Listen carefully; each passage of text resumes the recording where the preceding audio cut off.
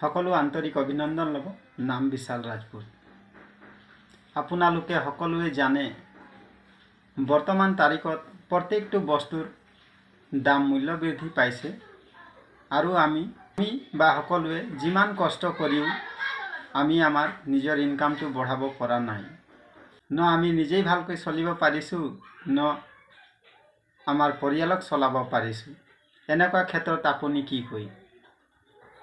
যদি বৰ্তমান তাৰিখত আমি নিজেই ভালকৈ চলিব নোৱাৰিছোঁ, তেন্তে অহা ফিউচাৰত আমাৰ ল'ৰা ছোৱালীক ভৱিষ্যত কেনেকুৱা হ'ব পাৰে? আপুনি কেতিয়াবা দকৈ চিন্তা কৰিছেনে? যদি আপুনি চিন্তা কৰা নাই, তেন্তে এবাৰ চিন্তা কৰি চাব। বৰ্তমান তাৰিখত যদি আমিয়ে ভালকৈ চলিব পৰা নাই, তেন্তে আমি নিজৰ ল'ৰা ছোৱালীক ফিউচাৰ কেনেকুৱা গঢ়িব পাৰোঁ? বন্ধুসকল, আজি মই এই ভিডিঅ'ৰ জৰিয়তে আপোনাক এটা সুযোগ দিব পাৰোঁ, যিটো সুযোগৰ মাধ্যমত আপুনি এখন ভাল কেৰিয়াৰ গঢ়িব পাৰে।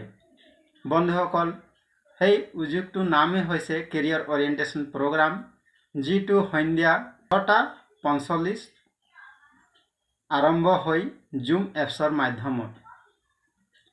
আপুনি যদি নিজক বিশ্বাস কৰে, তেন্তে আপুনি জুম এপছ ডাউনলোড কৰি 6:45 আপুনি এই কেৰিয়াৰ অৰিয়েণ্টেশ্যন প্ৰগ্ৰামটো এবাৰ চাই বা আপোনাৰ ল'ৰা ছোৱালীৰ কাৰণে যদি এবাৰ চাই, তেন্তে মই ভাবোঁ যে আপোনাৰ জীৱনত আপুনি ভাল এখন কেৰিয়াৰ গঢ়িব পাৰে।